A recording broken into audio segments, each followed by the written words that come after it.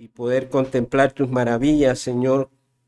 La vida que es un don de la gracia de Dios que se nos ha sido dado para disfrutar, Señor, de ti, para contemplarte, para glorificarte en todas las cosas, Señor. Que esta mañana sea una mañana llena de tu presencia, llena de tu Espíritu Santo, a través de la predicación de tu palabra, a través de que tu Espíritu prepara los corazones para que la semilla del Evangelio caiga en buena tierra, Señor. Llame a los pecadores al arrepentimiento y a la fe en el Señor Jesucristo, y edifique a tu iglesia, fortalezca y consuele, traiga ánimo, esperanza viva a tu iglesia como peregrinos y extranjeros en este mundo, camino a la patria celestial, Señor. Te damos gracias en el nombre de Cristo Jesús. Oramos. Amén y amén. Muy bien, hermanos. Hoy vamos a continuar nuestro estudio que ha sido de 4 capítulos. Hoy concluimos con el 4 capítulo acerca de la teología para vivir, pero con el tema del sufrimiento. El sufrimiento es parte de la teología para vivir. En nuestra tercera clase, que fue el domingo anterior, estuvimos enumerando 5 verdades que traen consuelo en medio del sufrimiento. Pudimos ver 3 de estas 5 verdades. Hoy vamos a concluir con las últimas 2 verdades y así cerramos con el tema del sufrimiento en la teología para vivir. Para recordar, hermanos, estas 5 verdades que traen consuelo en medio del sufrimiento, nos enfocábamos en el texto, en el relato del Evangelio que está en Marcos, capítulo 6, verso 45 al 52, que lo vamos a leer una vez más para recordar qué estaba sucediendo con los discípulos y cómo el Señor estaba observando su lucha ante la tempestad en el mar.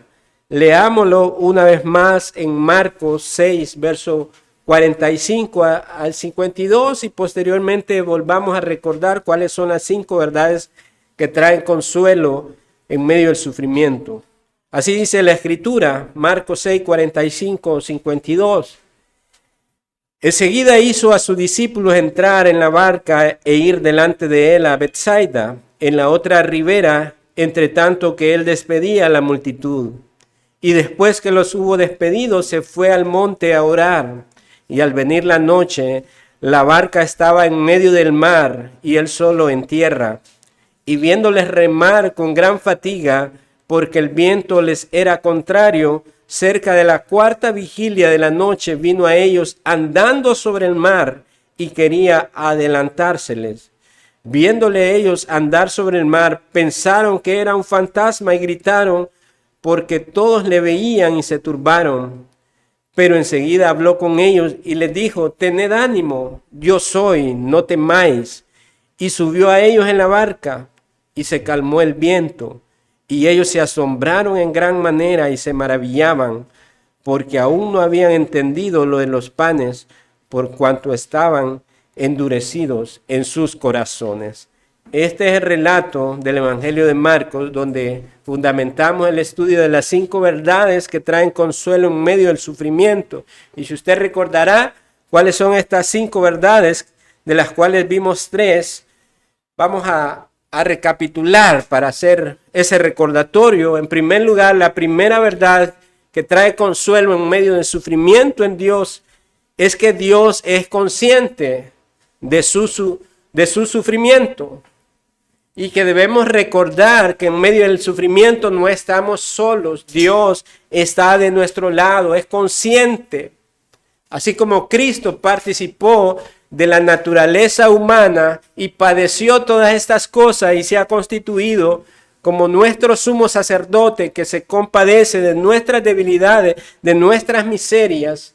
Por esa razón Cristo siempre está acompañándonos. Él dijo que todos los días hasta el fin del mundo Él estaría con nosotros. Y no solamente eso, sino que después de su partida nos envió al segundo consolador, que es el Espíritu Santo, el sello de la promesa de los cristianos, con los cuales nosotros podemos rogar al Señor por medio de su Espíritu. Y el Espíritu, dice la Escritura, que nos ayuda aún en nuestras debilidades, porque muchas veces no sabemos cómo pedir en diferentes circunstancias de la vida, pero el Espíritu intercede por nosotros, guiándonos a Dios a través del Señor Jesucristo. Entonces Jesús en el relato ve que los discípulos están luchando por mantener estable la barca en medio de la tempestad ante el peligro de su muerte.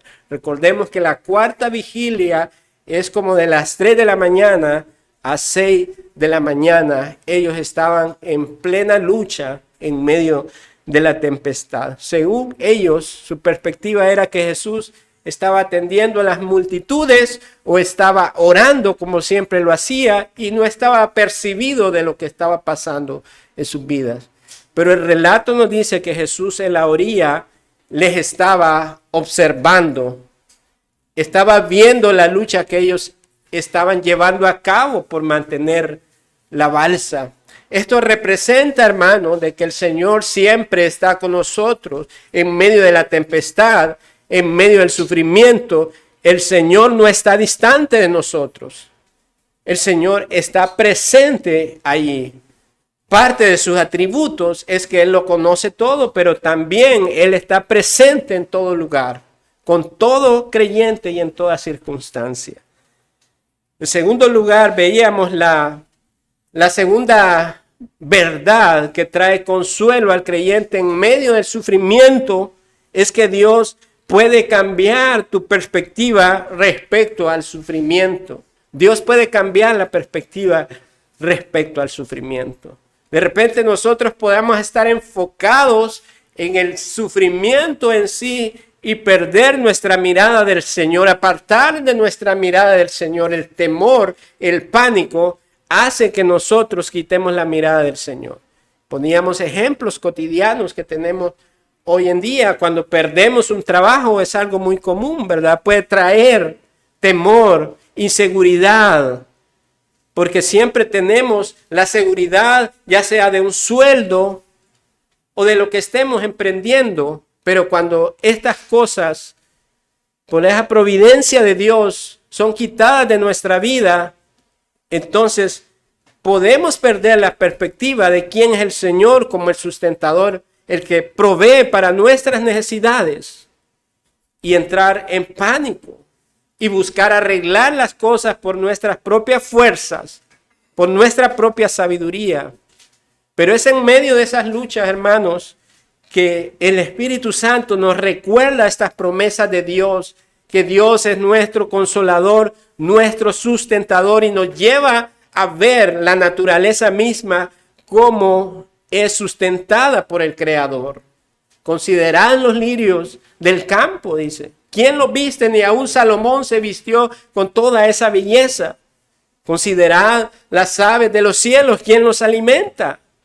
No trabajan, pero Dios les provee para cada una de esas criaturas en la creación. Y entonces Jesús decía, ¿acaso no valéis más vosotros? Hablando de estas cosas, de que Dios tiene un cuidado especial para cada uno de nosotros. De manera individual, Él conoce nuestras luchas, nuestros sufrimientos. Esto debe de llevarnos a cambiar nuestra perspectiva del sufrimiento.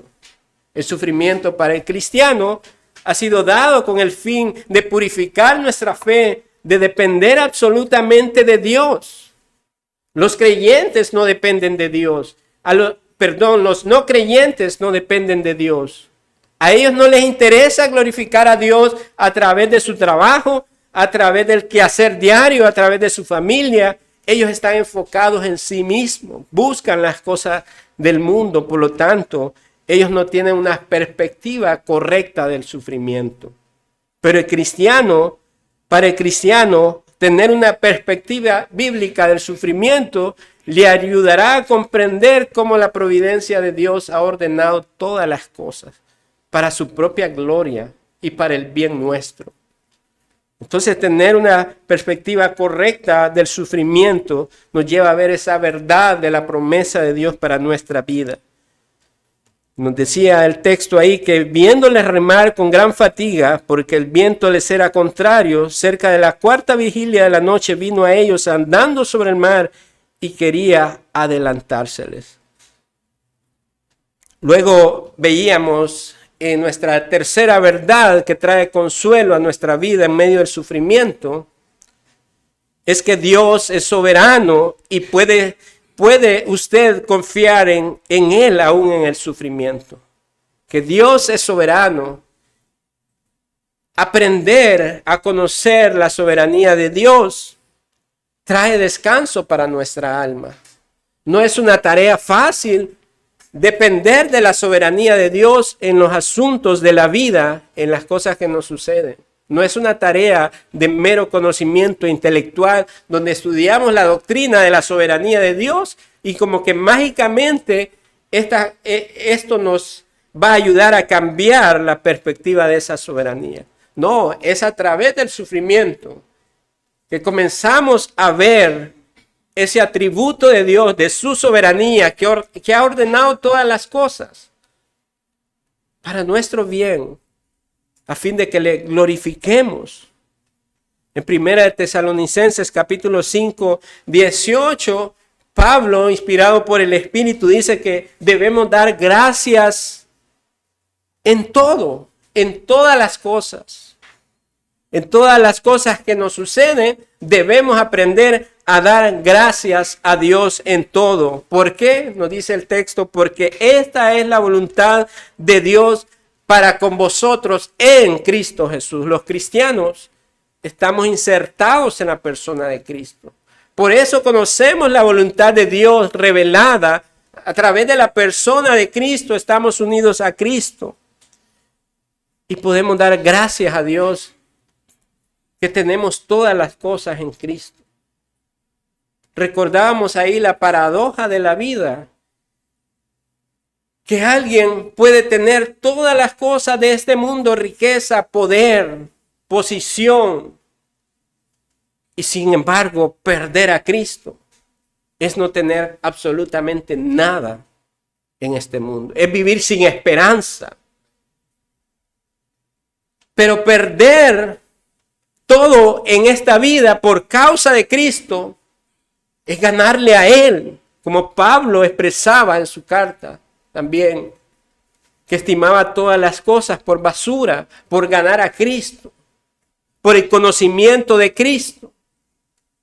No porque él se ganara la salvación en la búsqueda de estas cosas, sino porque al recibir esa salvación, él entendía que cuán precioso es Cristo para el creyente, que todas las cosas, que toda la reputación, que toda la vanagloria que un hombre pueda adquirir en este mundo no significa absolutamente nada delante de la persona del Señor Jesucristo.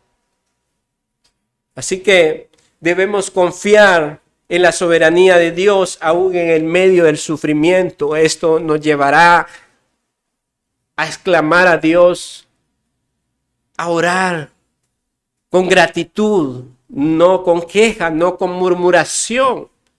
Porque la perspectiva del sufrimiento fuera del Señor es queja, es murmuración. Es levantar el puño contra el Creador y decirle, ¿por qué me están pasando estas cosas? Incluso dentro de círculos evangélicos hay esta conducta, este comportamiento blasfemo de algunos que se llaman ser cristianos, a reclamarle a Dios, al decirle, ¿por qué estoy pasando esta situación? Yo soy tu hijo, yo soy hijo del rey, no debería de estar pasando esta situación. Reclamo tus promesas. Entonces, de manera deliberada, blasfema, muchos creyentes inmaduros se atreven a orar a Dios de esa manera.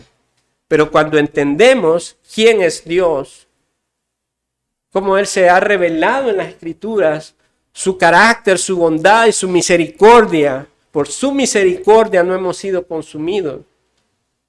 No hemos recibido la paga que merecemos. Entonces el sufrimiento lo vemos como un medio, una prueba con la cual glorificamos a Dios también. y damos gracias a Dios en todas las cosas, en Cristo Jesús. Cuando a usted le viene esos momentos de aflicción, ¿cuál es su perspectiva del sufrimiento? ¿Acaso hay queja? ¿Hay murmuración? ¿Hay desesperanza?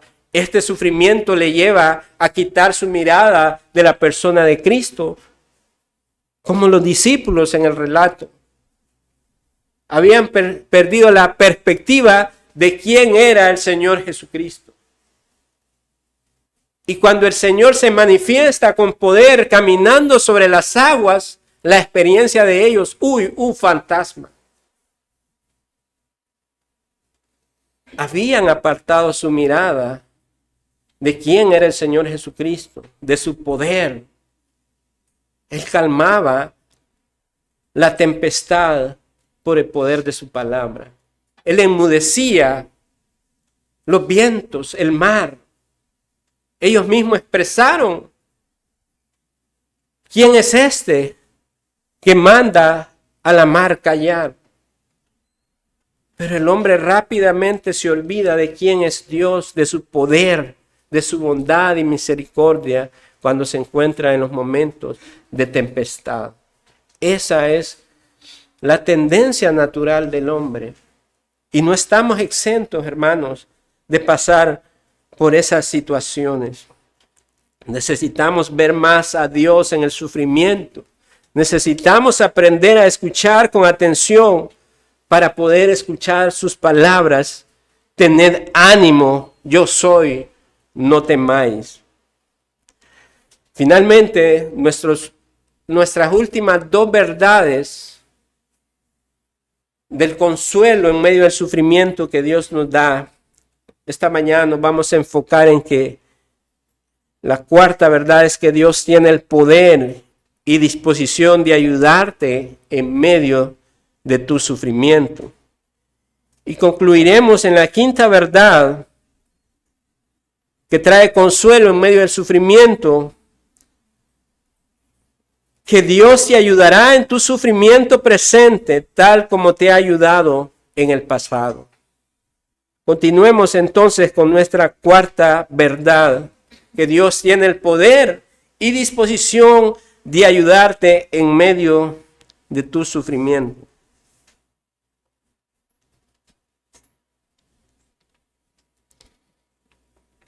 Y al principio, hermanos, en este relato del Evangelio de Marcos, los discípulos no se dieron cuenta de que Jesús tenía tanto la capacidad como la disposición de calmar la tormenta. Jesús permitió que experimentaran el poder de la tormenta porque quería enseñarles quién es Él en verdad. Cuando nosotros nos encontremos en circunstancias de tempestad, de sufrimiento, debemos recordar que el propósito es que nosotros le conozcamos en verdad quién es Él, que siempre ha estado ahí con nosotros, que nos sustenta con la diestra de su poder.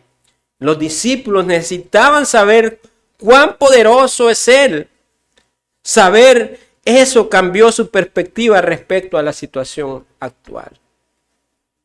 Porque, hermanos, el conocimiento de Cristo no es un conocimiento intelectual, sino un conocimiento que nos lleva a la práctica, a experimentarlo a Él, a vivir conforme a su voluntad, experimentando su gracia y su poder en nuestra propia vida, que su palabra se hace carne en nosotros. De esa manera le conocemos personalmente. No es el conocimiento, hermanos, aunque en parte ayuda, en gran parte, pero ese conocimiento debe ser vivido en nuestra vida práctica. Verso 49 al 50 dice que viéndole ellos andar sobre el mar, pensaron que era un fantasma y gritaron, porque todos le veían y se turbaron. Eso me recuerda a un pasaje muy conocido, ¿verdad? De esta tendencia humana de olvidar el poder de Dios para guardarnos. Usted recuerda cuando Pedro fue apresado. Y los discípulos estaban reunidos, orando, clamando a Dios, pidiendo por la liberación del apóstol Pedro. Y estaban reunidos orando. Y dice el relato que el ángel del Señor vino con poder y liberó a Pedro y lo llevó afuera. Luego Pedro se dirige donde estaban reunidos estos discípulos que estaban clamando por su liberación. Y toca la puerta. Y vino una joven ahí, abrió la puerta, vio a Pedro, la cerró y se fue a dar las noticias. Y dijo, creo que he visto a Pedro. Espere, me parece que vi a Pedro. ¿Y qué le dicen los demás? No era Pedro. Dije, estás loca, imaginando cosas estás. No recuerdo cómo dice esa parte. ¿Era qué? Era su ángel, algo así, ¿verdad? Pero no era real, él no es que estaba en carne. Ajá. ¿Y por qué razón era que ellos estaban orando?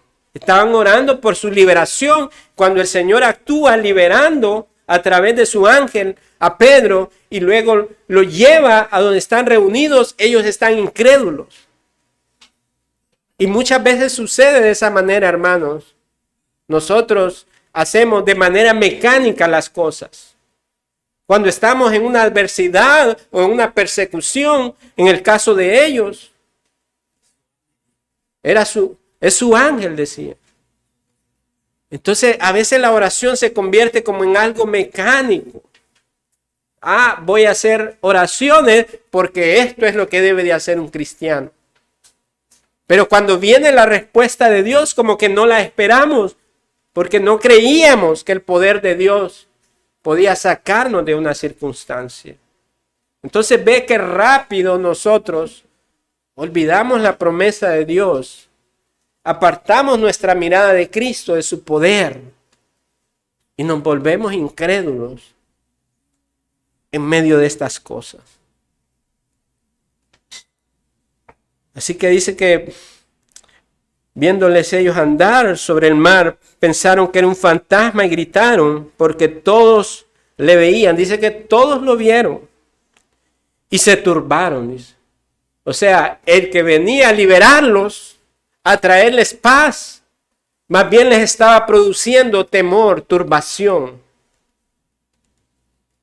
Pero enseguida dice, habló con ellos. O sea, se presentó, soy yo, el Señor, no deben de temer. Y les dijo, tened ánimo, yo soy, no temáis, no soy un fantasma. Soy el Dios encarnado. Soy su Salvador, su Señor, su buen pastor. Tengan ánimo. Subió a ellos en la barca. ¿Y qué sucedió? Se calmó el viento. Y la experiencia de ellos, al contemplar quién era Él, su poder, lo vieron caminando sobre las aguas. Se sube a la balsa, se calma la tempestad inmediatamente, el viento cesa, el viento contrario. Usted puede imaginar esa escena, hay cuadros que se han pintado de esa escena tan maravillosa.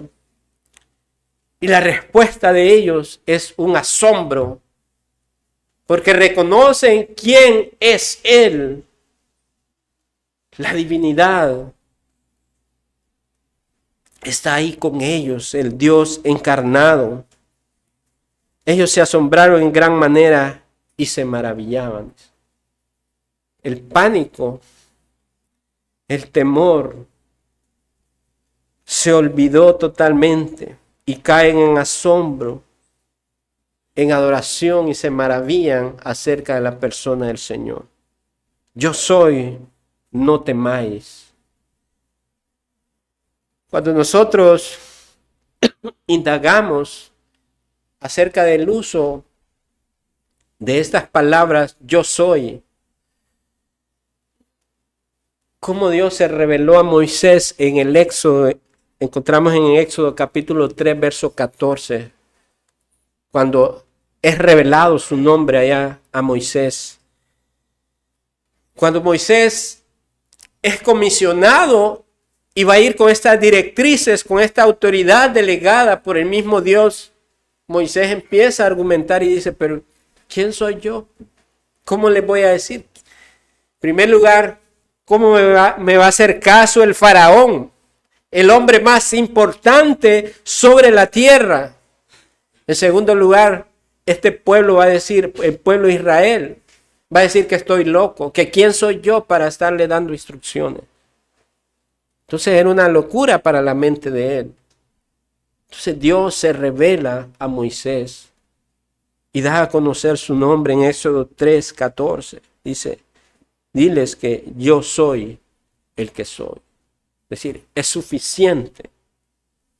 Yo soy el que soy. Y en el Nuevo Testamento, cuando el Señor Jesucristo se manifiesta en su ministerio terrenal y se presenta con este nombre, yo soy. ¿Qué quisieron hacer los judíos, hermanos? Cuando él hace referencia a Abraham y le dice, antes que Abraham fuese, yo soy, dice. ¿Qué quería decir con eso, hermano? Abraham fue un ser creado, una criatura de Dios, con una fecha de nacimiento.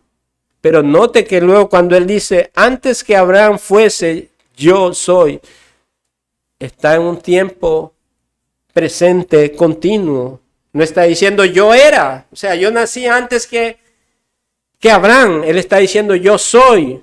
Trasciende el tiempo, hermanos. No tiene inicio y no tiene final. Y los judíos entendían a qué hacía referencia. Se está haciendo semejante a Dios. Se está diciendo que es Dios. Y por esa razón ellos quisieron atraparlo y apedrearlo. Porque para ellos era una blasfemia que alguien se presentase con el nombre sagrado del gran yo soy, revelado en el Antiguo Testamento. Y cuando Jesús dice yo soy, ellos se quisieron arrancar los pelos y quisieron matarlo. Porque Él está diciendo yo soy Dios. Y es en el Evangelio de Juan que encontramos estas 7 afirmaciones de Jesús que se presenta como el yo soy. Y vamos a ver de manera breve estos 7 yo soy que encontramos en el Evangelio de Juan. ¿Con qué finalidad, hermano? Para que nosotros sepamos esta verdad que trasciende todas las cosas que nos pueden suceder en esta vida. Y juntamente con los discípulos, en ese momento que Él se manifiesta, se asombran, caen en asombro, en adoración y se maravillan de quién es Él. ¿Cuál es el fin, hermanos? Que nosotros seamos maravillados con la persona del Señor Jesucristo, con su divinidad, con su poder. Saber que estamos unidos a Él, hermanos. Eso debe de cambiar absolutamente todas las cosas, nuestra perspectiva de la vida, nuestras aspiraciones, nuestras motivaciones y nuestro deseo por servirle y adorarle en todo tiempo. Veamos estas 7 afirmaciones que Jesús dice en el Evangelio de Juan, hablando acerca de yo soy. En Juan 6:35, Él se presenta como yo soy el pan de vida. Y cada afirmación del Señor tiene una relación con el Antiguo Testamento. Recordamos, yo soy el pan de vida. Allá cuando fue alimentado el pueblo en el desierto, descendió maná del cielo. Y esto apuntaba a la persona de Cristo como el verdadero pan de vida para su pueblo. Jesús dice, yo soy el pan de vida en Juan 6:35. Después de la alimentación milagrosa,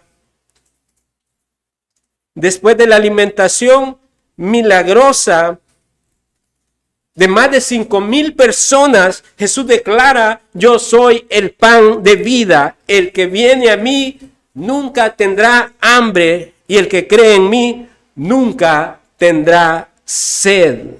Esta declaración señala a Jesús como el sustento esencial para la vida espiritual, hermano. Quien viene a Cristo no tendrá sed jamás, no tendrá hambre jamás. ¿Cómo ayuda esto a ver nuestra perspectiva bíblica del sufrimiento, saber que Jesús es el pan de vida, que siempre seremos saciados en todo momento y en toda circunstancia? Que siempre Él se manifestará a nosotros con esta verdad increíble, maravillosa, de que solamente en Él tenemos verdaderamente justicia y podemos ser saciados en gran manera conforme a su voluntad y sus propósitos. Él es el pan de vida. Pero también en Juan 8:12 se presenta como yo soy la luz del mundo. Juan 8:12 nos dice, yo soy la luz del mundo, el que me sigue no andará en tinieblas, sino que tendrá luz de la vida. Luego en Juan 1 nos habla de que los hombres amaron más las tinieblas que la luz, y esta es la condenación para ellos. Esta es la condenación para los incrédulos, para aquellos que viven fuera de Cristo, están en tinieblas y bajo condenación y bajo la ira de Dios. Pero qué diferencia abismal hay. No porque nosotros seamos importantes o que Dios haya visto algo en nosotros para salvarnos. Andábamos en tinieblas como todos los demás. Éramos hijos de ira, nos dice la carta de Pablo. Hijos de maldición también. Nuestro padre era el diablo. Pero cuando vimos su luz y contemplamos su gloria, sucedió lo de Juan 1:12. Fuimos renacidos, no por voluntad de sangre ni carne, sino por la voluntad misma de Dios. Fuimos constituidos hijos de Dios. Ya no andábamos más en tinieblas. Ahora la luz vino a nuestra vida y podíamos ver claramente la gracia de Dios manifestada en Cristo. Podíamos ver el sacrificio de Cristo que fue por nuestros pecados. Podíamos contemplar su gloria, admirarla, rendirnos a ella, adorarla en toda su majestad. Cosas que solo pueden suceder cuando ha habido una regeneración en el corazón humano, en el nuevo nacimiento. Sin el nuevo nacimiento, hermanos, el hombre no será llevado a contemplar esa gloria de Cristo. Pero es a través de que Él disipa toda tiniebla de nuestra vida que podemos andar en su luz. Y en medio del sufrimiento podemos ver su luz también. No andaremos en tinieblas aún en el sufrimiento. En Juan 10:7, la tercera afirmación que el Señor hace, dice, yo soy la puerta de las ovejas.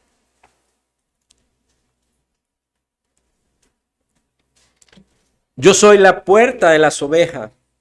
Si alguien entra por mí, será salvo y entrará y saldrá y encontrará pasto. Solo en Él hay salvación, hermanos. Solo en Él hay seguridad. Solo en Él hay verdadera guía divina y verdadero alimento para el alma.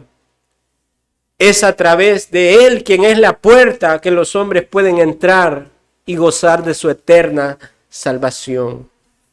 la puerta angosta, el camino estrecho, donde los creyentes han de entrar. A diferencia del mundo que ancha, grande es la puerta, espacioso es el camino, y por eso las multitudes caben por ese espacioso camino y esa puerta amplia, pero que lo lleva a la destrucción. El camino del creyente es angosto, porque estamos en oposición al sistema de este mundo. La puerta es estrecha, porque no cualquiera entrará por ese lugar. No es por voluntad humana, sino por la voluntad divina, por gracia y misericordia de Dios. Por eso Cristo es la puerta de las ovejas, y las ovejas le siguen y escuchan la voz de su pastor. La cuarta afirmación en Juan 10:11, Jesús dice: yo soy el buen pastor. Él no solamente es la puerta donde entran los redimidos de Dios para heredar esa salvación, sino también que Él es un buen pastor para sus ovejas. Un buen pastor no maltrata a sus ovejas. Un buen pastor, en cambio, da su vida por sus ovejas. Y Cristo lo manifestó en su propia carne, dando su vida por viles pecadores, que no merecíamos ningún favor de Dios, sino la muerte. Pero Él es el buen pastor que ha dado su vida por sus ovejas. Y si Él ha dado su vida en rescate por nosotros, ¿cómo entonces no cuidará de nosotros en el sufrimiento, en la adversidad que estemos enfrentando? Sea emocional, sea de enfermedad, de cualquier índole, hermanos. Él no solamente dio su vida para pagar nuestra salvación, que es lo más importante, pero también, como un buen pastor, Él nos lleva a verdes pastos en los momentos de dificultad. Y qué hermoso es encontrar alimento para el alma en los momentos más oscuros de la vida. Él es el buen pastor. La quinta afirmación, Jesús dijo: yo soy la resurrección y la vida, en Juan 11:25. Para el creyente, nada ni nadie podrá separarlo del amor de Dios que es en Cristo Jesús. Ni la muerte, ni la vida, ni lo alto, ni lo profundo, ni ninguna cosa creada nos podrá separar del amor de Dios que es en Cristo Jesús. Podemos tener seguridad, certeza en esto. Es el fundamento de nuestra fe. Pablo dice en 1 Corintios 15 que sin resurrección, si no hubiese existido la resurrección de Cristo, vana es nuestra predicación. Sería una religión más en el mundo, como el budismo, como el islam. Sin resurrección, vana es nuestra predicación. Y no solo eso, dice Pablo, sino que seríamos los más dignos de profunda conmiseración. Estaríamos muertos aún en nuestros delitos y pecados. Ve cómo cada acto que fue predeterminado por la mano de Dios en su Hijo era necesario. Era necesario que Él viniese a este mundo. Era necesario que se manifestase en carne. Era necesario ir a la cruz. Pero también era necesario que se levantase de la tumba. Era también necesario que fuera exaltado a los cielos. Era necesario que también se constituyera como nuestro gran sumo y sacerdote que intercede de día y de noche. Y es necesario que Él venga por su iglesia para que le demos todas las promesas. Así que la muerte no es el fin para el cristiano. No es la entrada a nuestro hogar, a nuestro dulce hogar, como cantamos el himno, ¿verdad? De cuán grande es Dios, la última de las estrofas. La sexta afirmación que Jesús hace Yo soy el camino, la verdad y la vida. Juan 14:6. Nadie viene al Padre si no es por mí. De manera que ninguno que confía en Cristo se perderá. No andará en mentira ni en muerte, pues Él es todo lo que necesitamos en este mundo. Él es el camino. Él es la verdad. No hay otra verdad fuera de Él. Y Él es la vida. Él es nuestra vida.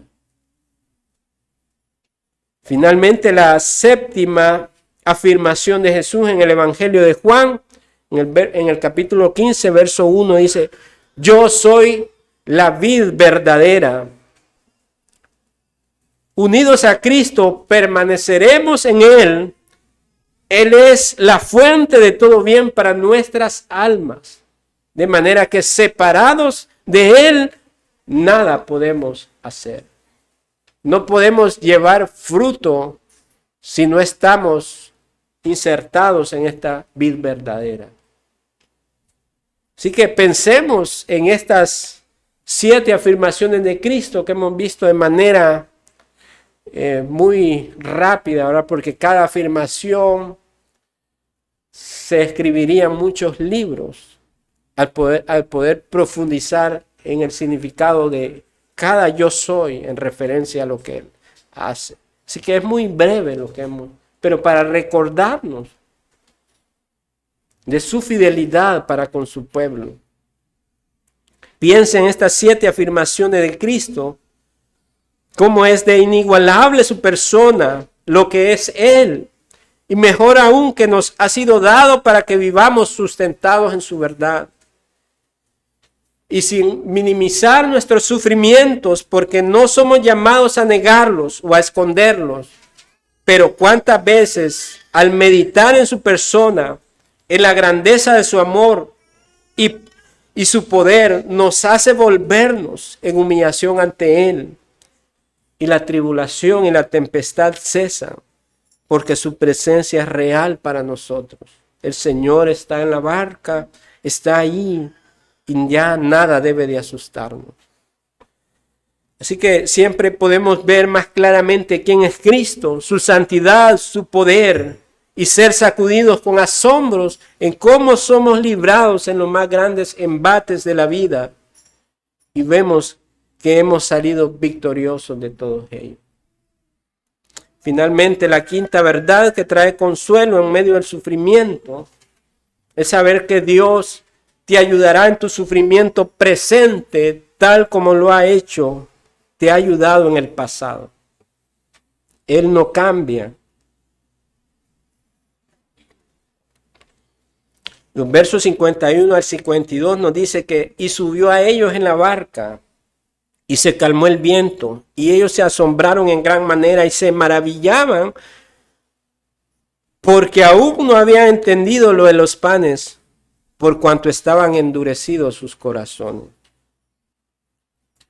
Pensemos en cuántas cosas ha hecho Dios en su vida, de cuántas cosas le ha librado.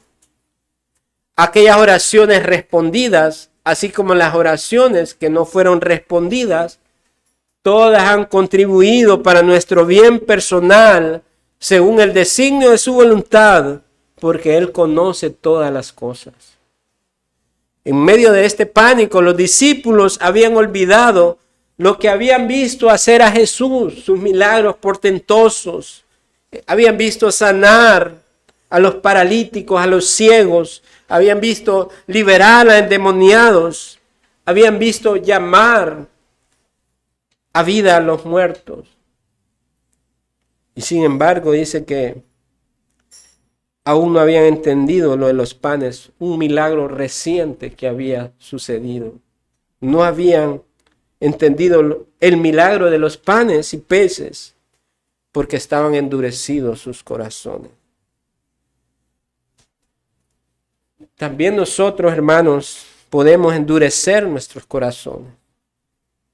Cuando olvidamos las potentes obras de Dios que ha hecho en nuestras vidas, de dónde nos sacó, de dónde nos libró, podemos emular a estos discípulos con un corazón endurecido. 5,000 personas habían sido alimentados con simples 5 panecillos y 2 peces. Y el milagro de la alimentación, no solamente eso, dice que Jesús no cesaba de partir el pan y pasarlo, la multiplicación de los panes y peces. Y después sobraron 12 cestas llenas. ¿Podemos imaginar o creer estas cosas? Eso fue el mismo día en que los discípulos tuvieron tanto miedo de la tormenta. Es un típico ejemplo de cuán rápido olvidamos las maravillas de Dios en Cristo Jesús.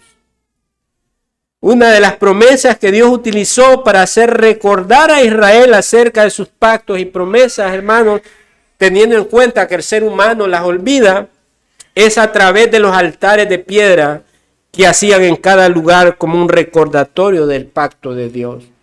En el antiguo pacto encontramos muchos de los relatos que los patriarcas, que el pueblo de Dios erigían estos altares de piedra como una señal, un recordatorio del pacto de Dios con su pueblo y de que ellos debían de andar en obediencia.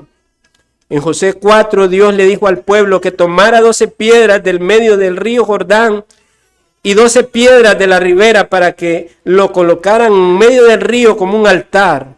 ¿Por qué razón, hermanos? Cuando sus hijos preguntaran qué significan esas piedras, ellos podían responder: debemos recordar la vez en que Dios secó este río como un hueso para que el pueblo de Dios pudiera pasar. Eso es lo que los padres debían de recordarle a sus hijos de la promesa de Dios, de su poder y sus maravillas.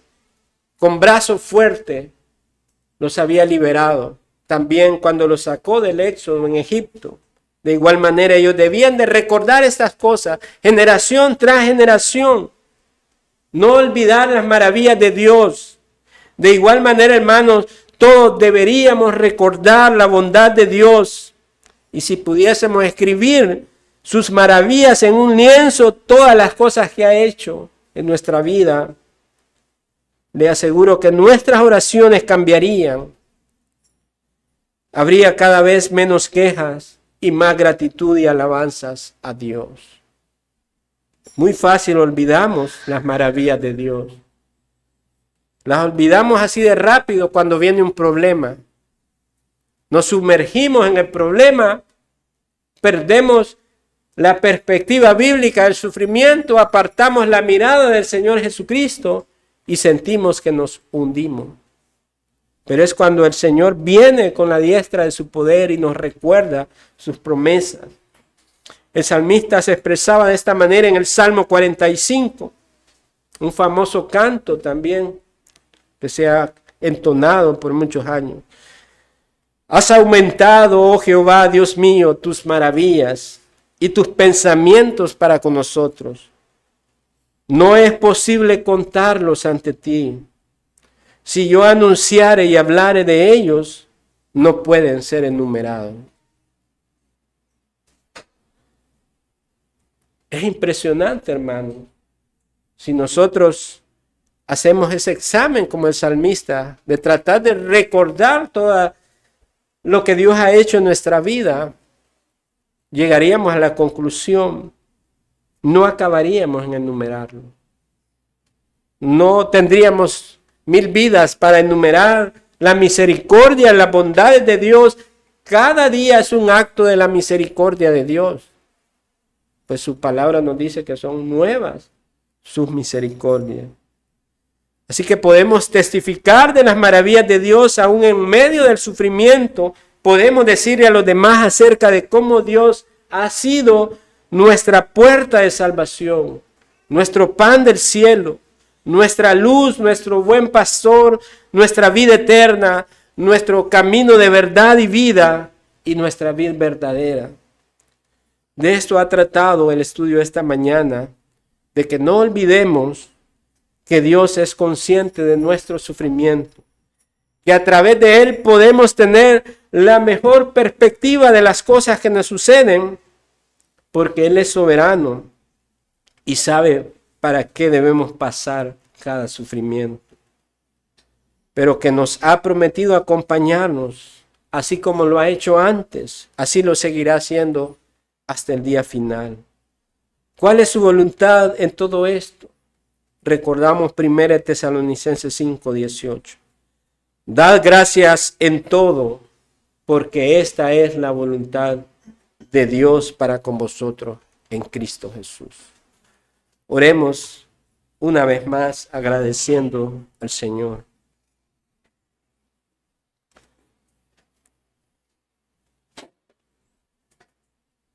Padre de toda gracia y bondad, hemos escuchado estas 5 verdades que traen consuelo en medio del sufrimiento en Dios, Señor. Quizás muchas veces debemos arrepentirnos de nuestro pecado, Señor, de incredulidad. Y es posible que más de alguno al cruzar esa puerta olvide estas 5 verdades, Señor. Porque la naturaleza del hombre es olvidar rápidamente y caer presa de tantas cosas en esta vida, Señor. Pero rogamos aquí, Señor, que tu Santo Espíritu la cincele en nuestro corazón, en nuestra mente, para que cuando vengan los momentos de dificultad y de prueba, de persecución, Señor, vayamos a tu palabra recordando cada promesa, Señor, que tú eres consciente de nuestro sufrimiento y estás ahí para nosotros, Señor. Que el sufrimiento, Padre, nos ayuda a ver desde una perspectiva bíblica cómo tú obras en nosotros, Señor, en nuestra santificación, a fin de perfeccionarnos a la imagen del Señor Jesucristo. Que a través del sufrimiento contemplamos tu soberanía, Señor, que no depende de nosotros, sino de tu diestra de poder que nos sostiene, Señor. Fuera de ti, Señor, iríamos a un camino de destrucción, Señor. Señor, que podamos saber que así como tú lo has hecho en el pasado, sacándonos, liberándonos con mano poderosa, Señor, lo sigues haciendo hoy y lo seguirás haciendo hasta tu regreso, Señor. Tú eres el gran yo soy, tú eres la puerta, tú eres el pastor, el buen pastor que da su vida por sus ovejas. Tú eres el pan que descendió del cielo, la resurrección y la vida. Tú eres el camino, la verdad y la vida, Señor. Tú eres la vid verdadera. Al contemplar esto, Señor,